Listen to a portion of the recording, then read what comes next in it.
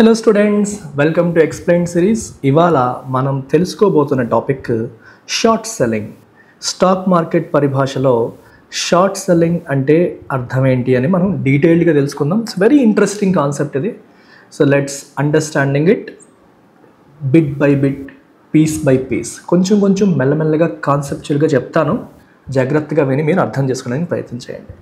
So before that, UPSC aspirants ఎల్టెక్స్ క్లాసెస్లో మీ యూపీఎస్సీ ప్రిపరేషన్ చేయాలనుకుంటే ఆప్షనల్స్ కోసం optional infinity, GS and CSAT and rest everything కలిపి మీకు యూపీఎస్సీ ఇన్ఫినిటీ కొత్త బ్యాచెస్ 1 జూన్ నుండి స్టార్ట్ అవుతున్నాయి. యూటిలైజ్ చేసుకోండి. ఏమైనా డౌట్స్ ఉంటే నెంబర్కి కాంటాక్ట్ చేయండి, డెమో అడగండి, డెమో చెక్ చేసి నచ్చితేనే జాయిన్ అవ్వండి. అలాగే సీనియర్ ఆస్పిరెంట్స్ కోసం, కోచింగ్ కంప్లీట్ చేసుకున్న వాళ్ళు, టెస్ట్ సిరీస్ల కోసం చూస్తున్న వాళ్ళ కోసం మనం సీనియర్ ఆస్పిరెంట్స్ కోసం కొన్ని స్పెషల్ కోర్సెస్ లాంచ్ చేయడం జరిగింది. UPSC prelims test series, mains test series, mains answer writing static, mains answer writing dynamic, ఇవన్నీ డైలీ కోర్సెస్ అమ్మ. డైలీ ఆన్సర్ రైటింగ్ ఇవి. Prelims test series, mains test series అనేవి weekly courses. And mentorship అన్నిటినీ club చేసి మీరు 60,000కి పొందొచ్చు. ఇండివిజువల్గా 90 అవుతుంది.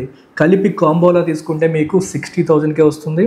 అండ్ ఈఎంఐ ఆప్షన్ కూడా ప్రొవైడ్ చేస్తాను. ద బెస్ట్ పార్ట్ ఈజ్ మళ్ళీ ఇంకోసారి టెస్ట్ సిరీస్ కోసం ఇంకొక ఇన్స్టిట్యూట్కి పే చేయాల్సిన అవసరమే ఉండదు, because it comes with life time validity.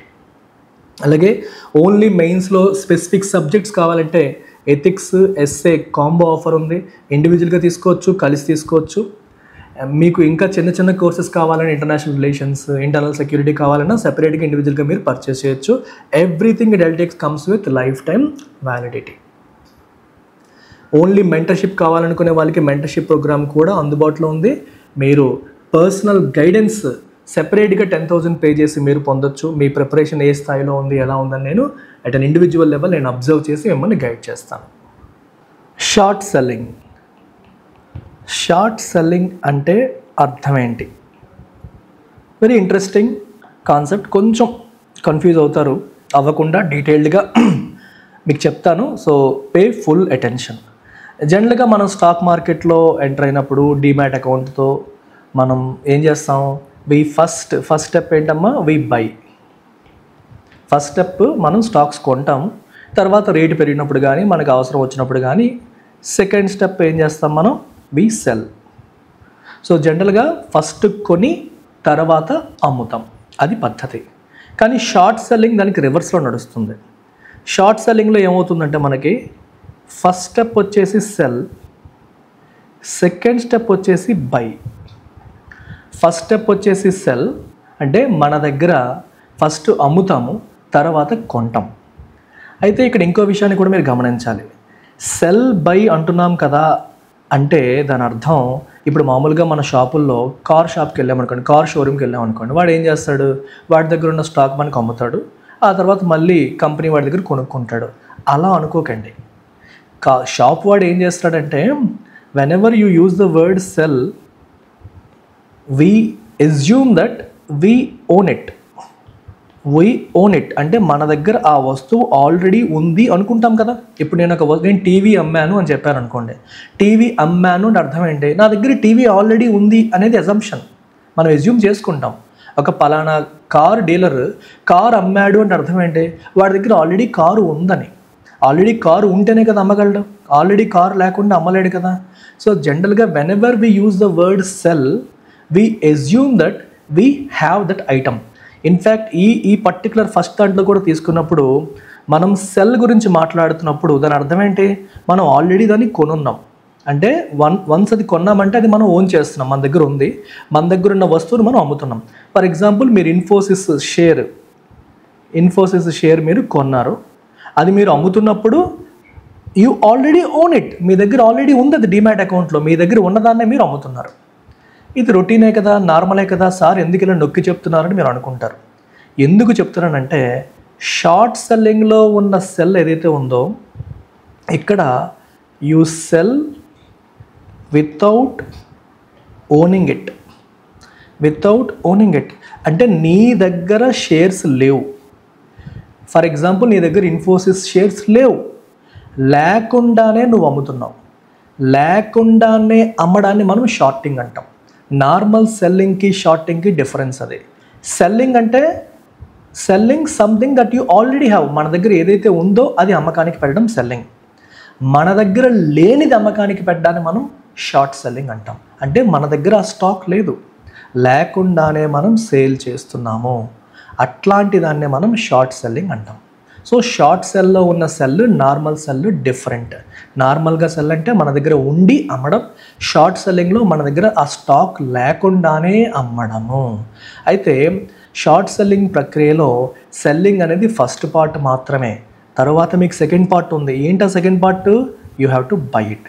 For example, ఈరోజు మీరు ఫస్ట్ స్టెప్ కింద 50 ఇన్ఫోసిస్ షేర్స్, 50 ఇన్ఫోసిస్ షేర్స్ మీరు షార్ట్ చేశారు అనుకోండి. షార్ట్ చేయడం అంటే అర్థం ఏంటమ్మా? అమ్మారు, అంటే మీ దగ్గర లేకుండానే అమ్మారు. అప్పుడు సెకండ్ స్టెప్ కింద మీరు ఏం చేయాలి?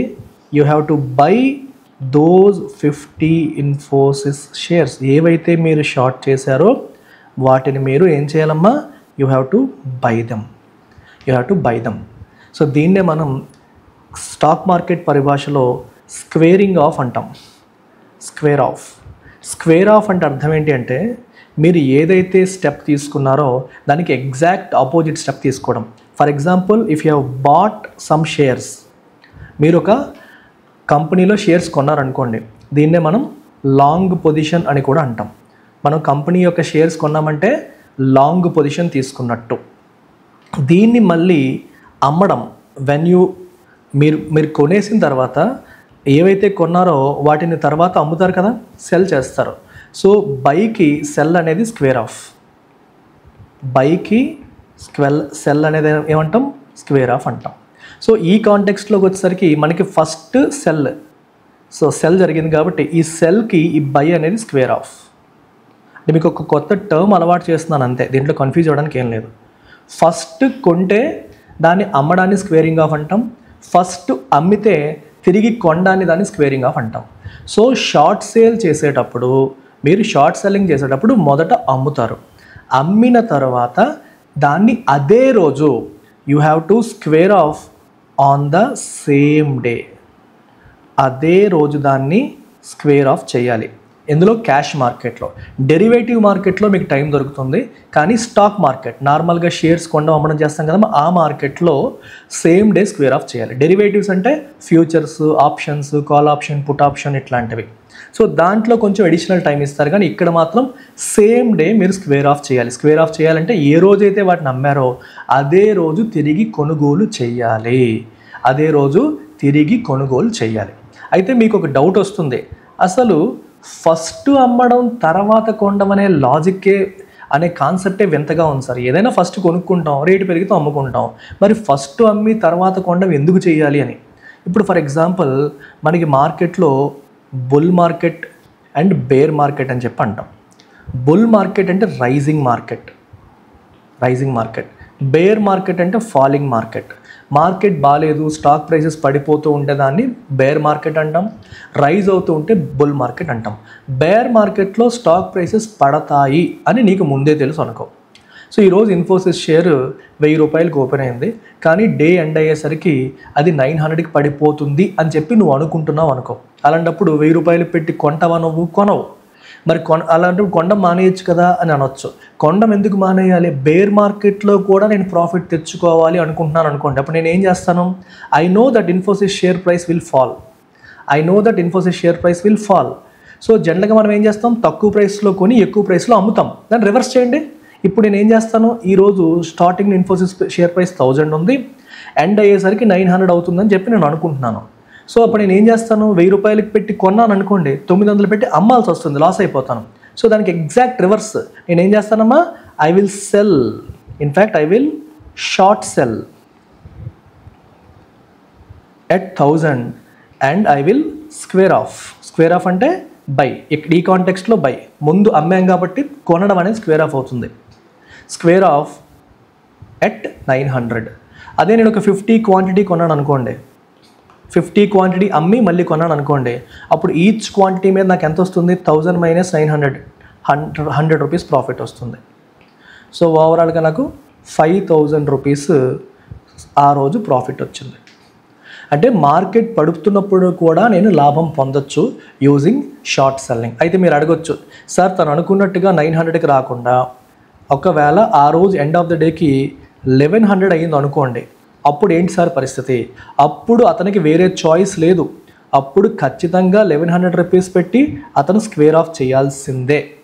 అంటే అతనికి ఏమవుతుంది, అప్పుడు 50 క్వాంటిటీ కొన్నాడు కాబట్టి ఈచ్ దాని మీద 100 రూపీస్ లాస్ వచ్చింది కాబట్టి అతనికి 5000 రూపీస్ లాస్. నెక్స్ట్ డే చూసుకుందాము, నెక్స్ట్ డే తగ్గుతుందేమో అని వెయిట్ చేసే ఆస్కారం లేదు ఇక్కడ. ఎందుకంటే క్యాష్ మార్కెట్లో ఏం చెప్పాను మీకు, సేమ్ డే స్క్వేర్ ఆఫ్ చేయాలి, అదే రోజు షేర్స్ కొనేయాలి, అదే రోజు మీరు షేర్స్ కొనేయాలి. అయితే మీకు డౌట్ రావచ్చు, అసలు షార్టింగ్ అనే పదాన్ని ఎందుకు వాడారు, షార్ట్ సెల్లింగ్ అనే పదాన్ని ఎందుకు వాడారు అని చెప్పి మీరు అనొచ్చు. ఎందుకంటే రెండు రకాలుగా మీరు దీన్ని గమనించవచ్చు. ఫస్ట్ ఆఫ్ ఆల్, నువ్వు అమ్ముతున్నప్పుడు డూ యూ హ్యావ్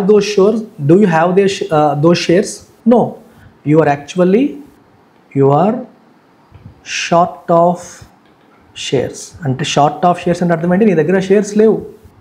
ఇంగ్లీష్లో if you are short of something అంటే అర్థం ఏంటమ్మా, మీ దగ్గర ఇది లేదు అని.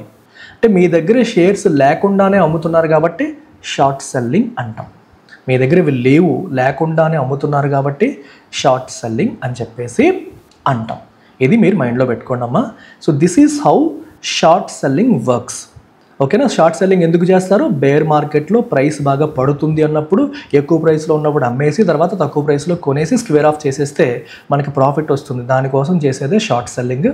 I hope you have understood this concept. అయితే ఇక్కడ ఒక చిన్న క్వశ్చన్ మార్క్. ఒకవేళ వాట్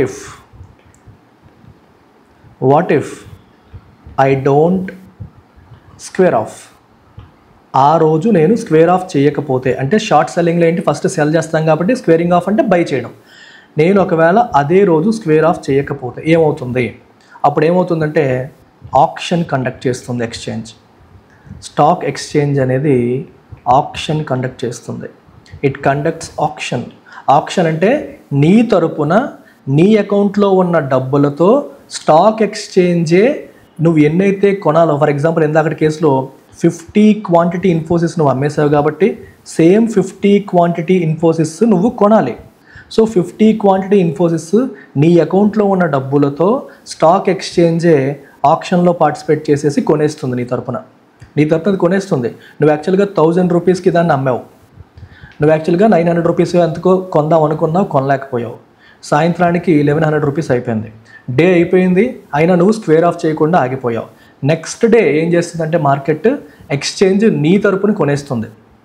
ఆ రోజు 1200 ఉండని 2000 ఉండని, డజంట్ మ్యాటర్, నీ తరపున కొనేస్తుంది. మీరు అనొచ్చు, కొంటే కొనుక్కొని నా డబ్బులు లేవు కదా నేను ఇవ్వను కదా అని అనుకోవచ్చు.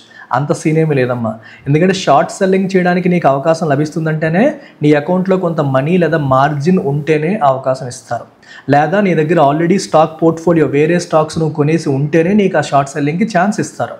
ఒకవేళ నువ్వు సేమ్ డే స్క్వేర్ ఆఫ్ చేయకపోతే స్టాక్ ఎక్స్చేంజ్ నీ తరపున ఆక్షన్లో పార్టిసిపేట్ చేసి నువ్వు కొనాల్సిన 50 నువ్వు కొనాల్సి ఉండి నువ్వు కొనలేదు, సో నీ తరపున అది కొనేస్తుంది.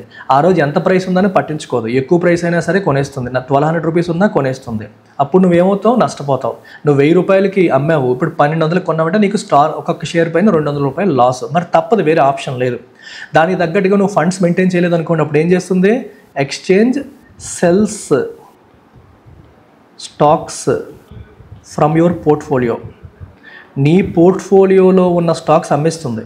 ఆల్రెడీ నువ్వు వేరే షేర్స్ పెట్టుకుంటావు కదా, వాటిని అమ్మేసి వాటి ద్వారా వచ్చిన డబ్బులతో ఇవి కొనేస్తుంది. సో నీ ప్రమేయం లేకుండా ఇవన్నీ జరిగిపోతాయి, దీనివల్ల నష్టపోతావు. ప్లస్ దీంతోపాటు దేర్ విల్ బి పెనాల్టీ, నీకు పెనాల్టీ కూడా పడుతుంది. అంటే నువ్వు సేమ్ డే స్క్వేర్ ఆఫ్ చేయనందుకు పెనాల్టీ కూడా వేస్తుంది స్టాక్ ఎక్స్చేంజ్.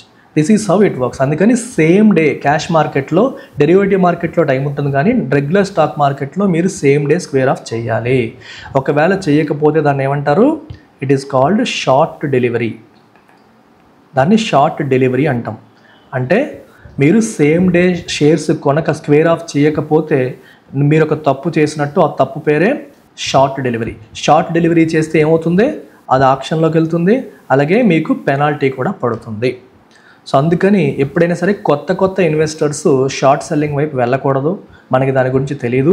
సీజన్డ్ ఇన్వెస్టర్స్, బాగా ఎక్స్పీరియన్స్ ఉన్న వాళ్ళు మాత్రమే అది పార్టిసిపేట్ చేయాలి తప్పితే పెద్దగా అవగాహన లేని వాళ్ళు దేంట్లోకి అడుగు పెట్టడం అనేది మంచిది కాదు అని గుర్తుపెట్టుకోవాలి. I hope this is understood to all the students.